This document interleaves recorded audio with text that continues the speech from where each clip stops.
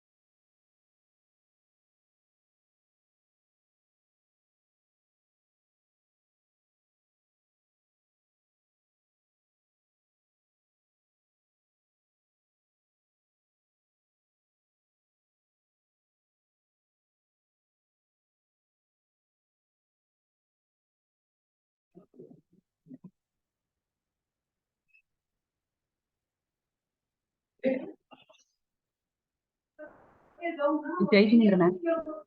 Ma'am start कर दूं मैं, क्योंकि क्लास का टाइम हो जाएगा पुनः। हाँ हाँ हाँ, आप पहले नौकार के लिए थे।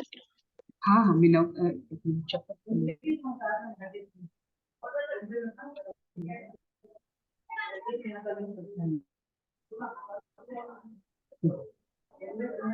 नमो हरिहन्ताणं, नमो नमो नमो सीतानं, नमो नमो नमो आयर्याणं, नमो नमो नमो वज्रायणं, नमो नमो नमो लोये सर्वसाहुनं,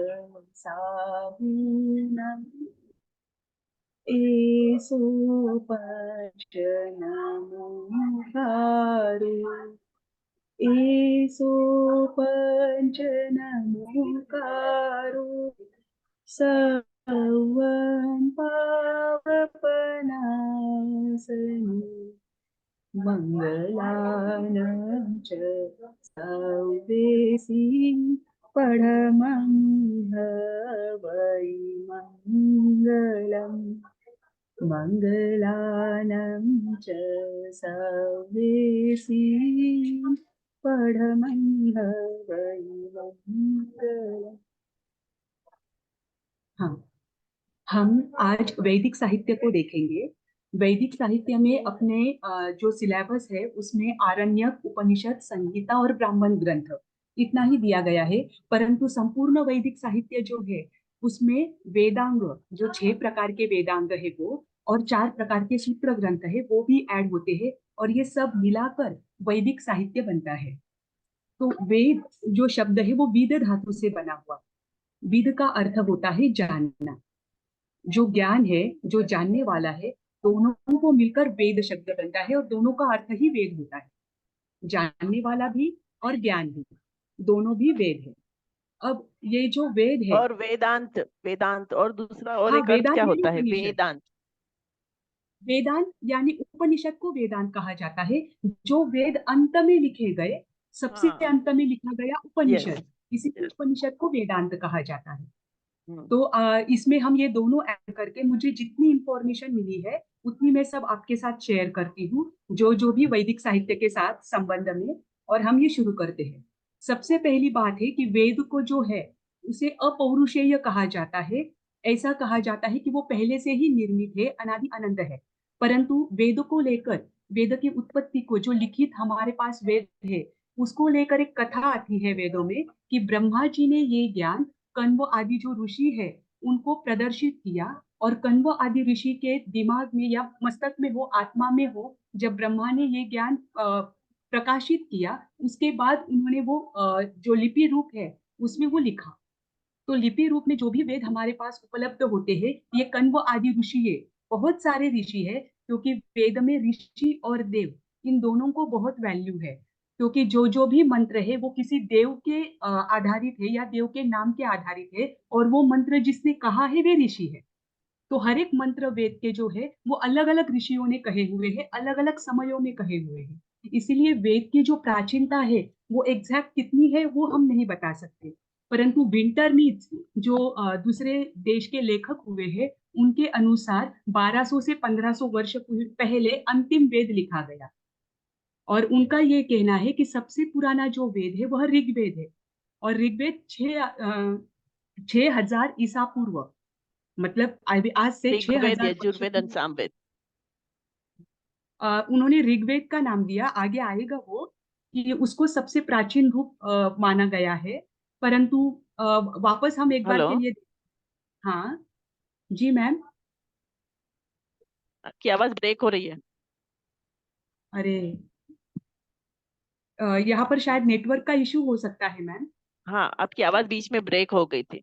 हाँ, तो हाँ, वही विंटरनीज तो। ने ये कहा है कि सबसे प्राचीन वेद ऋग्वेद है, और वो 6000 वर्ष ईसा हम्म। पूर्व लिखा गया है, ईसा वर्ष पूर्व लिखा गया है।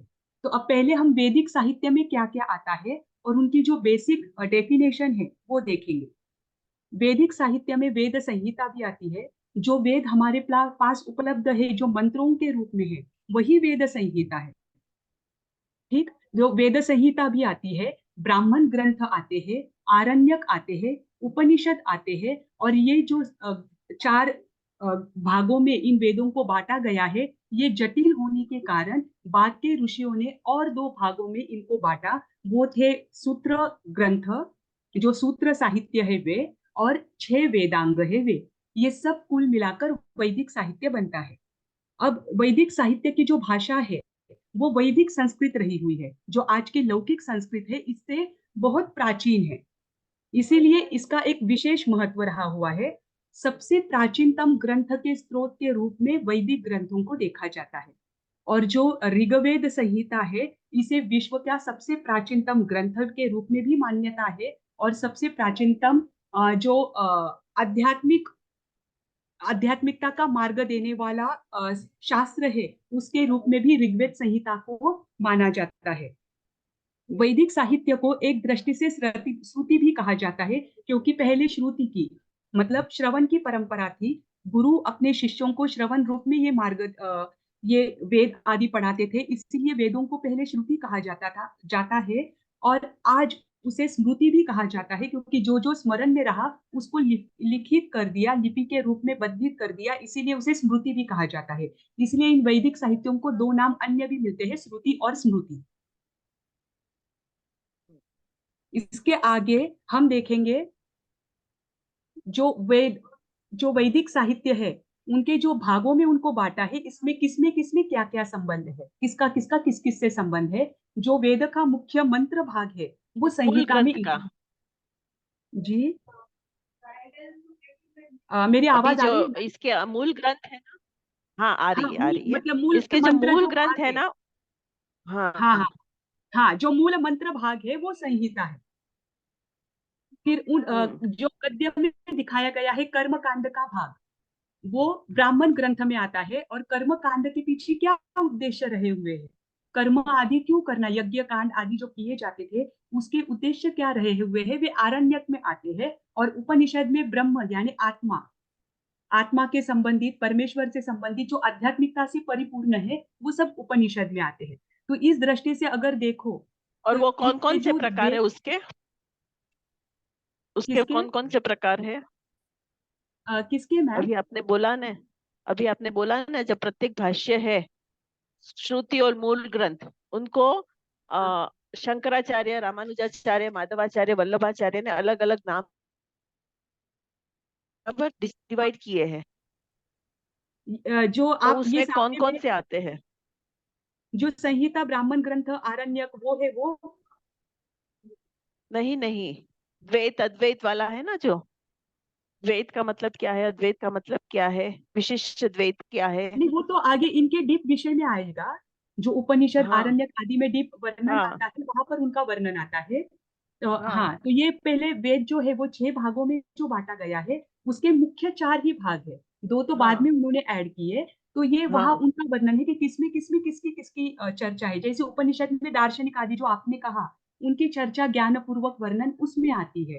वो हाँ। उपनिषद के भागों में आता है। जैसे 108 प्रकार के उपनिषद है, तो वो 108 प्रकार के उपनिषद में एक एक उपनिषद को लेकर बहुत दार्शनिक चर्चा वहां पर की गई है। पर उसमें से और अभी बस 10 ही उपनिषद अवेलेबल है, आपने जो उपलब्ध है। उपनिषद का मतलब बताया ना, उसमें हाँ और हाँ, एक वो मतलब आगे आप आएगा ऐड मैम। कर उपनिषद सकते का हो। उपनिषद का अर्थ आगे आ जाएगा। अच्छा, क्योंकि आपने एक बता दिया, ये जोड़ना।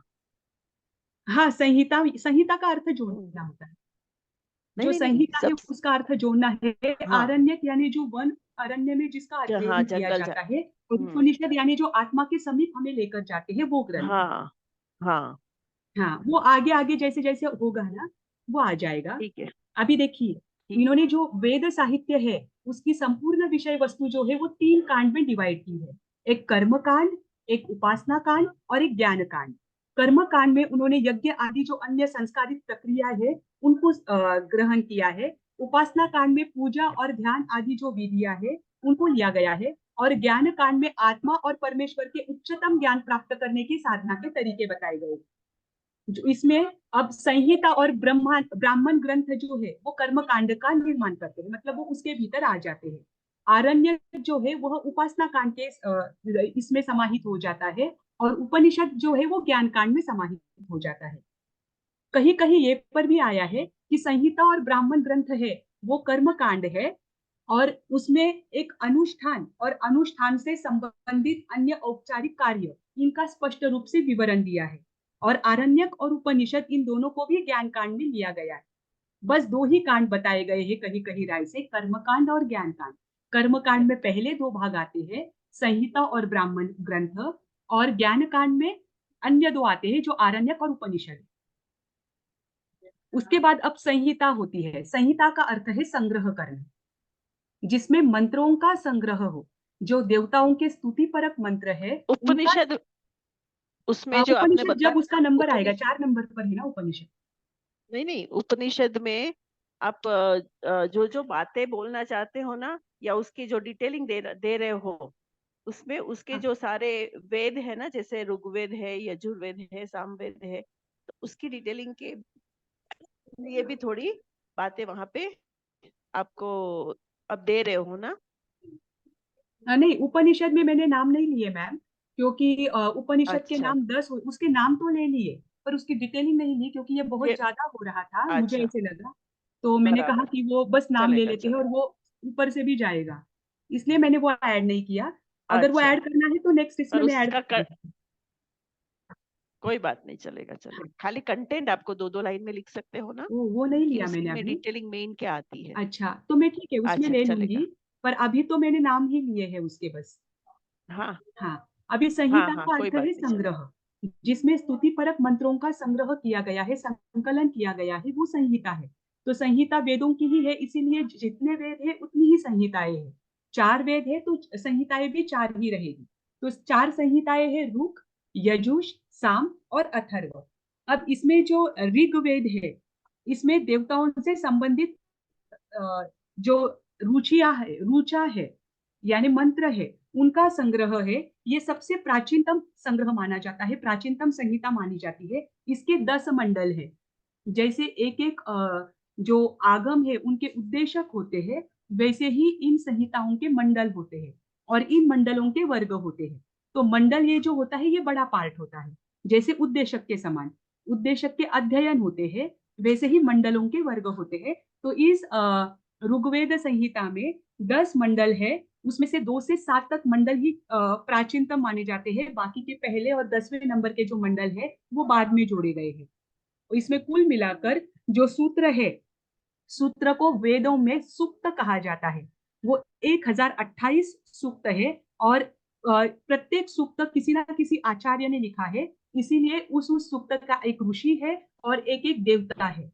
तो उसमें मुख्य रूप से घृत समद, विश्वामित्र, वामदेव, भारद्वाज, इनके सूक्त ज्यादातर पाए जाते हैं। और साध्वी जियों का भी वर्णन वहां पर आता है जो वैदिक परंपरा में रही हुई है, जैसे कि लोपामुद्रा, घोषा, रांची, इनका भी वर्णन वहां पर आता है कि इन्होंने भी वेदों में बहुत कार्य किया है। इसके बाद विद्वानों के अनुसार ऋग्वेद की रचना पंजाब में मानी जाती है। उनका ये कहना है कि जो ऋग्वेद लिखा गया, वैसे तो वेद नित्य और अपौरुषेय है, परंतु जब वेद लिखे गए तो वो पंजाब के आसपास के एरिया में या फिर पंजाब में लिखे गए होंगे। और मैक्स मुलर ने कहा है कि ये 1200 वर्ष ईसा पूर्व लिखे गए हैं। फिर इसके बाद ऋग्वेद का जो पाठ करते हैं उन ब्राह्मणों को होत्रु कहा जाता है। होत्रु। और असतोमा सदमय जो प्रसिद्ध वाक्य है ये ऋग्वेद संहिता से ही लिया गया है। अब दूसरा जो है वह है यजुर्वेद। ये ऋग्वेद जिसमें कुल मिलाकर 10,627 मंत्र है और जो गाथा सूत्र के रूप में जो गाथा है वो 1028 है। इसकी रचना जो पंजाब में हुई, उस समय पंजाब का क्षेत्र बड़ा था। उस पंजाब के क्षेत्र में अफगानिस्तान, गंगा यमुना का जो प्रदेश है वो भी उसमें आता था। तो वो क्षेत्र बड़ा था और इसलिए उन्होंने पंजाब ही वहां पर कहा है। अब दूसरा जो है वह है यजुर्वेद। यजुर का अर्थ होता है यज्ञ। अनेक प्रकार की यज्ञ विधियों का यहाँ पर वर्णन है, इसीलिए इसे यजुर्वेद कहा जाता है। इसमें 40 अध्याय है और इसका दूसरा नाम अर्ध्वर्यु वेद भी है, क्योंकि यजुर्वेद जो पाठांतर करते थे उन ब्राह्मणों को अर्ध्वर्यु कहा जाता है। और ये कहा जाता है एक शुक्ल यजुर्वेद।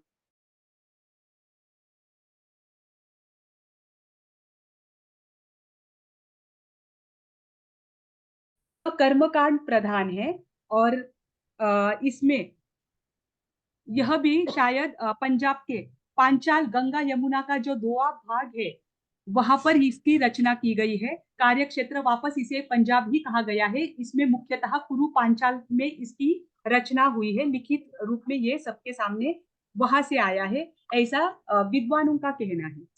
कि तीसरा है सामवेद। साम का अर्थ होता है गान। इसमें गेय मंत्रों का संग्रह है, जो गाने योग्य होते हैं, गाने जैसे होते हैं, उनका संग्रह यहाँ पर स्लाइड है। चेंज करनी पड़ेगी जी, आपकी, स्लाइड चेंज करनी पड़ेगी। सामवेद है ना मैम? हाँ नहीं, आपका आपको अभी यजुर्वेद दिख रहा था। अच्छा अच्छा, वो नेटवर्क कनेक्शन की वजह से हुआ। अब हाँ तीसरा सामवेद हाँ। है। तो साम का अर्थ ही गान होता है, जिसमें गाने वाले मंत्रों का वर्णन किया जाता है, संग्रह है, वो सामवेद में आता है। इसकी जो टोटल रुचाएं है उनकी संख्या 1875 है और इसमें 75 ही नहीं है, बाकी सारी ऋग्वेद से ली गई है। तो ये ऋग्वेद का उपवेद के रूप में भी प्रसिद्ध है, क्योंकि ज्यादातर इसमें रुचाएं जो है वो ऋग्वेद की है। और साम का जो गान पाठन करते थे उनको उद्धातु कहा जाता था, उन ब्राह्मणों को। और इसकी जो शाखाएं है, 3 शाखाएं ही इसकी उपलब्ध होती है, बाकी की शाखाएं अभी नहीं है। चौथा है अथर्ववेद।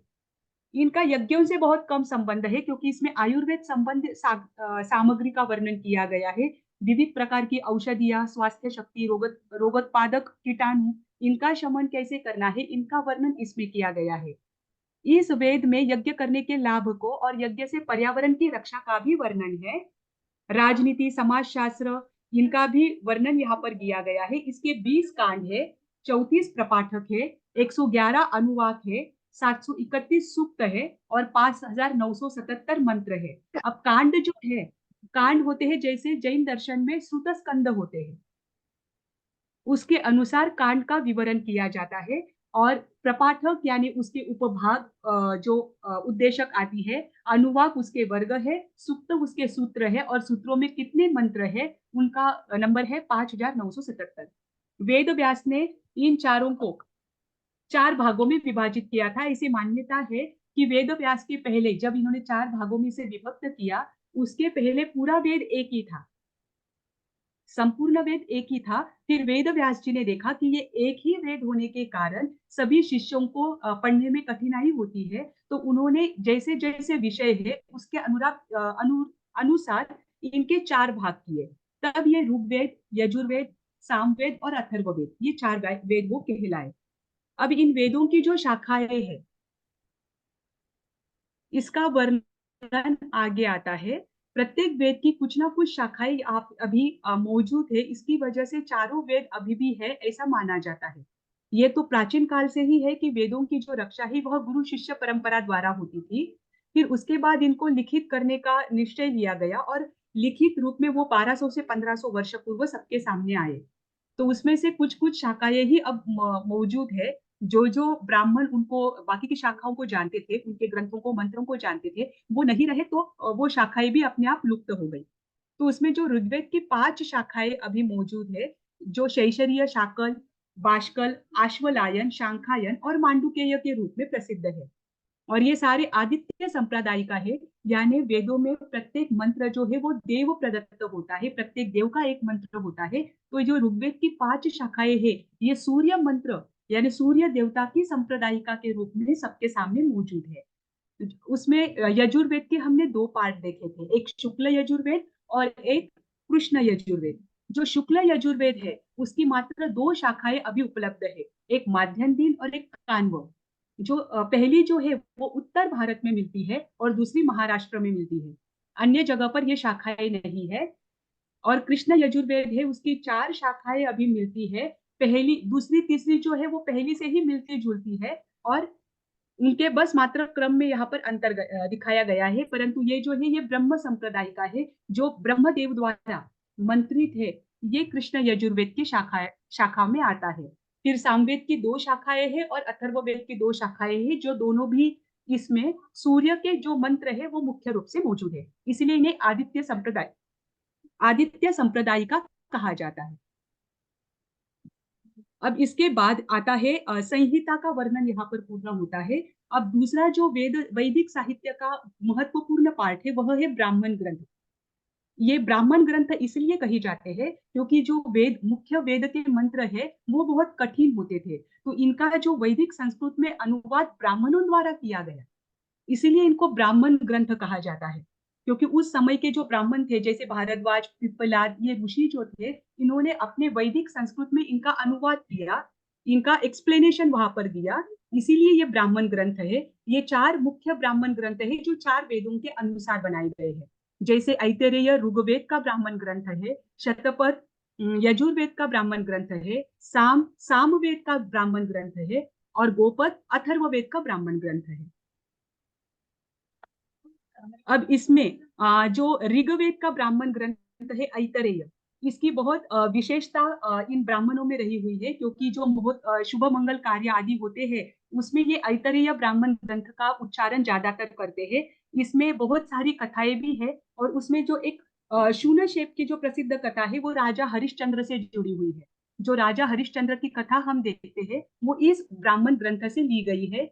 राजा हरिश्चंद्र की 100 पत्नियां थी, उनका एक पुत्र था, उनको पुत्र नहीं था।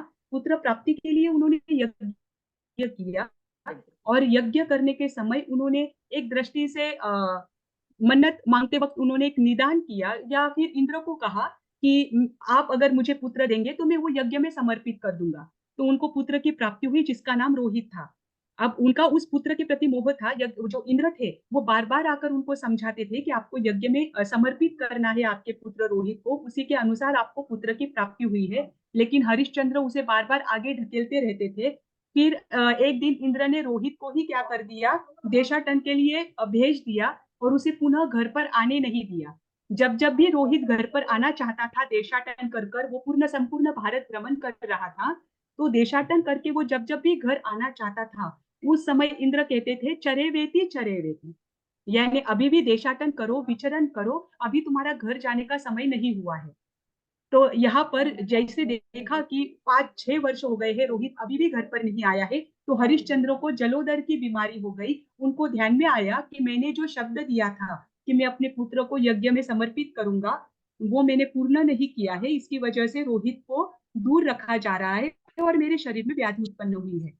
उधर रोहित को भी पता था, तो रोहित देशाटन कर रहा था। देशाटन करते करते उसने बहुत धन अर्जित कर लिया था। तो एक जगह पर वो जब आजाती नाम के एक ब्राह्मण थे वहां पर जाता है, तो उनको 3 पुत्र होते हैं।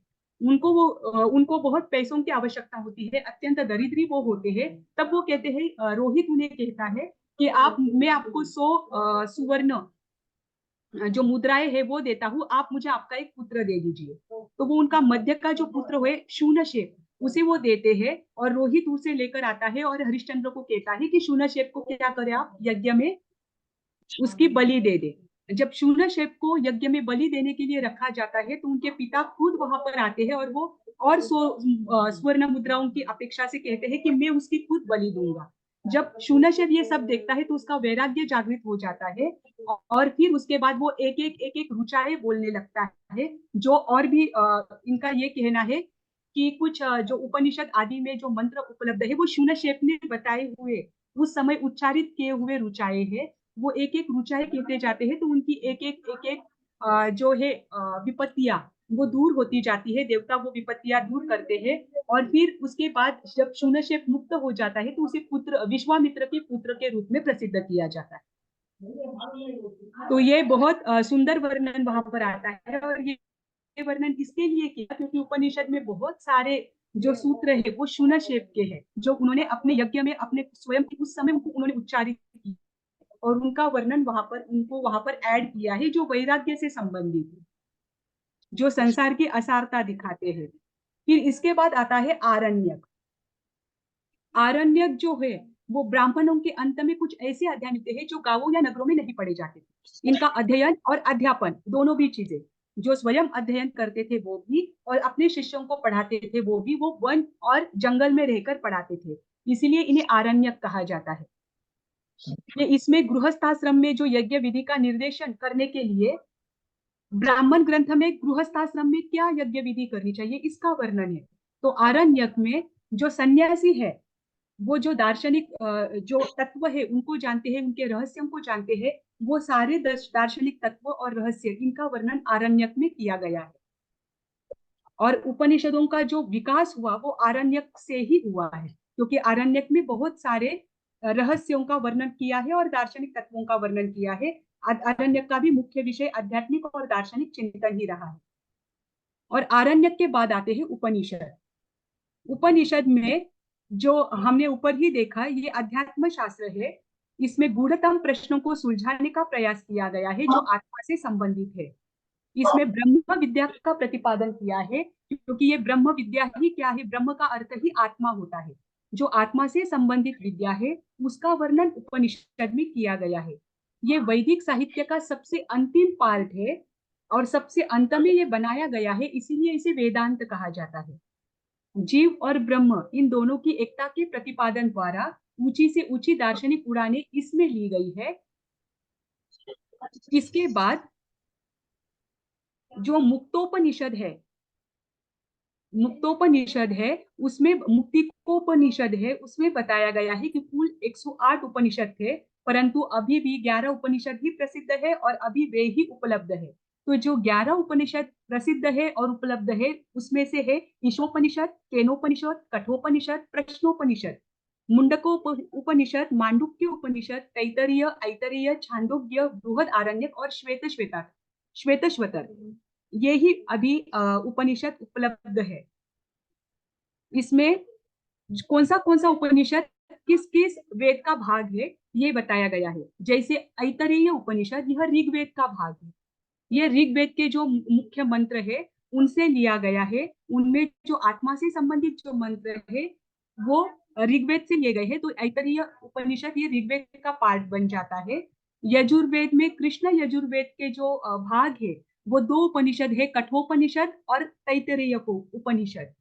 और जो ईशोपनिषद है और बृहद आरण्यक उपनिषद है वो शुक्ल यजुर्वेद के पार्ट है।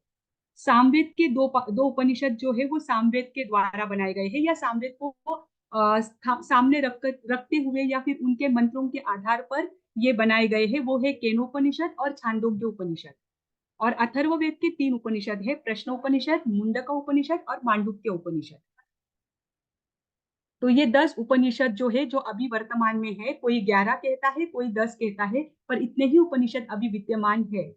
ऐसे कहा जाए तो कहीं वर्णन आता है कि 16वीं शताब्दी में अंतिम उपनिषद राजा अकबर द्वारा लिखा गया था। ऐसा बहुत विद्वानों का मान्यता है, परंतु उसे ग्रंथों में नहीं लिया गया है, क्योंकि सूत्र और ग्रंथ शास्त्रों में उन्हें ही लिया जाता है जो प्रामाणिक हो। और राजा अकबर एक सामान्य व्यक्ति थे, इसीलिए उनके उस उपनिषद को उपनिषदों में नहीं गिनाया गया। इसके आगे है सूत्र साहित्य। अब हमने देखा कि वैदिक साहित्य जो था वो 4 भागों में विभक्त था। तो वो विभक्त होने के बाद भी जैसे जैसे दिन बढ़ते गए, लोगों को ये वेद साहित्य समझना बहुत मुश्किल होता गया। ये ब्राह्मणों ने देखा कि वेद साहित्य आगे की जो शिष्य परंपरा आ रही है उनको समझाना बहुत मुश्किल है, क्योंकि उसके मंत्र बहुत छोटे छोटे हैं। तो उन्होंने वहां पर सूत्र साहित्य और वेदांग, इन दोनों का निर्माण शुरू किया। अब सूत्र साहित्य और वेदांग में अंतर क्या है? सूत्र साहित्य में उन मंत्रों के आधार पर सूत्र ही बनाए गए, उसका डीप में विवेचन नहीं किया गया। जैसे जैन दर्शन में निरुक्ति होती है, टीका होती है और भाष्य होता है। तो भाष्य और टीका में जैसे डीप में वर्णन किया जाता है, और निरुक्ति आदि जो होती है उसमें सूत्र के रूप में वर्णन किया जाता है। तो ये सूत्र साहित्य जो है, इसमें सूत्र के रूप में वर्णन किया गया है, और टीका और भाष्य में जैसे विवेचन दिया जाता है, वैसा विवेचन वेदों का वेदांग में दिया गया है। तो ये दोनों भी बाद में बनाए गए हैं और बाद में वैदिक साहित्य में जोड़े गए हैं। तो कम से कम शब्दों में अधिक से अधिक अर्थ प्रतिपादन करना, छोटे छोटे वाक्यों में सब महत्वपूर्ण विधि विधान प्रकट किया जाना, ये सूत्र साहित्य का मूल रहा हुआ है। तो इसमें सारगर्भित जो वाक्य है, जो सूत्र के रूप में होते हैं, उनको ही इसमें लिया गया है। ये सूत्र जो है वो 4 प्रकार के हैं सूत्र साहित्य। वह है स्रोत सूत्र, गृह्य सूत्र, धर्म सूत्र और शुल्क सूत्र। अब जो पहला सूत्र साहित्य है वो कर्मकांड का वर्णन करता है। दूसरा जो गृह्य सूत्र है वह गृहस्थ में जो दैनिक यज्ञ आदि किए जाते हैं उनका वर्णन करता है। तीसरा जो है सूत्र वह धर्म सूत्र है, जो सामाजिक नियमों का वर्णन करता है। और चौथा जो सूत्र है वह है शुल्क सूत्र, जो यज्ञ वेदियों का निर्माण करता है। और जो वेदांग है, जो टीका और भाष्य के समान होता है, जिसमें बहुत विषयों का स्पष्टीकरण दिया जाता है, ये वेदांग 6 बताए गए हैं। वे है शिक्षा, छंद, व्याकरण, निरुक्त, कल्प और ज्योतिष। अब जो वेद सिखाए जाते हैं, ये सिखाने के पहले जो शिष्य होते हैं उनको वेदांग सिखाए जाते हैं।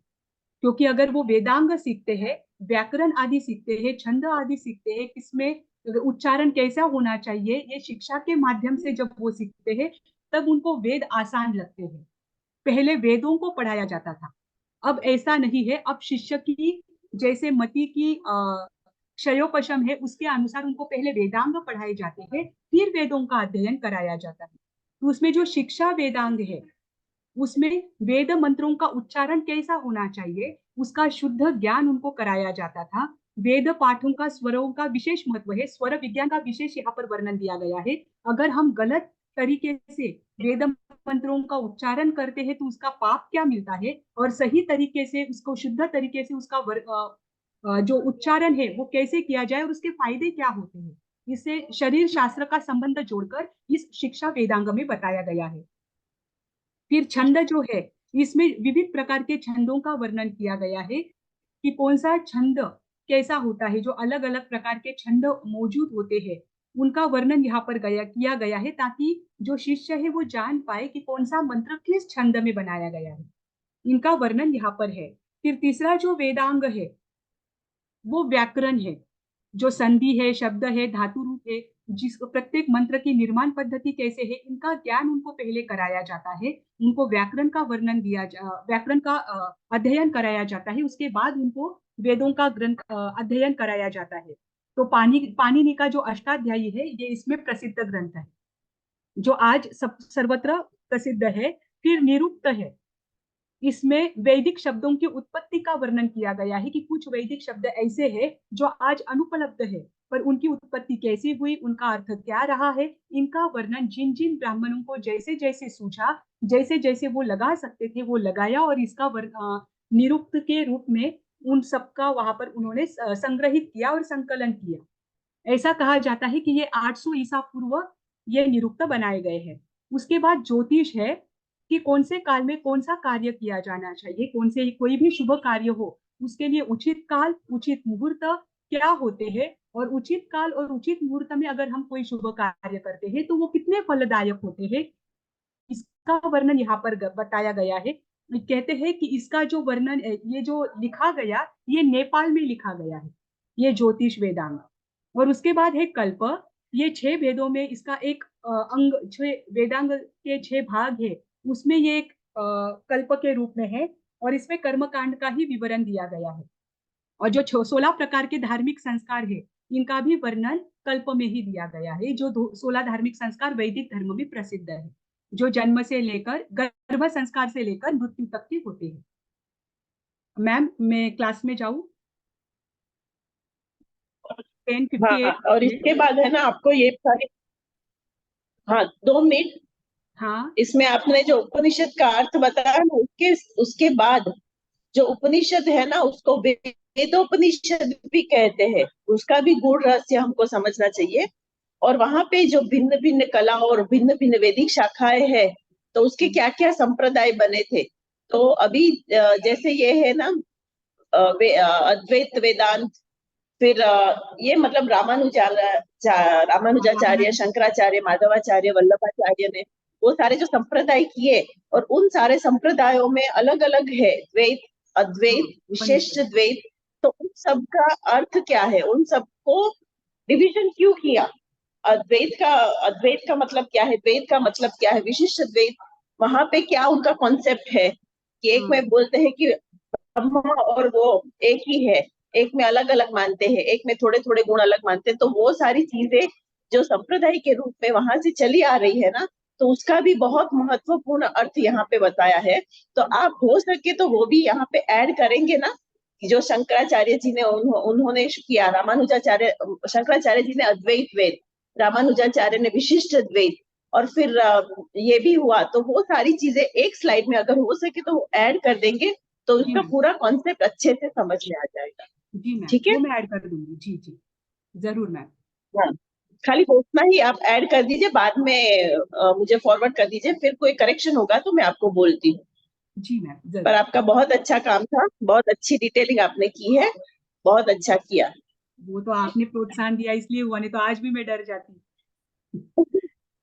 नहीं नहीं, बहुत अच्छे और सिस्टमेटिकली भी आपने अच्छा से किया है। जो सारी चीजें दिखानी चाहिए, बतानी चाहिए थी, वो सिस्टमेटिक वे में पहले से आपने पूरा अच्छे से किया है। अब आपका क्लास है, मैं ज्यादा समय नहीं लूंगी, आप अपना क्लास कंटिन्यू कर दीजिए। जय जिनेन्द्र। जय जिनेन्द्र।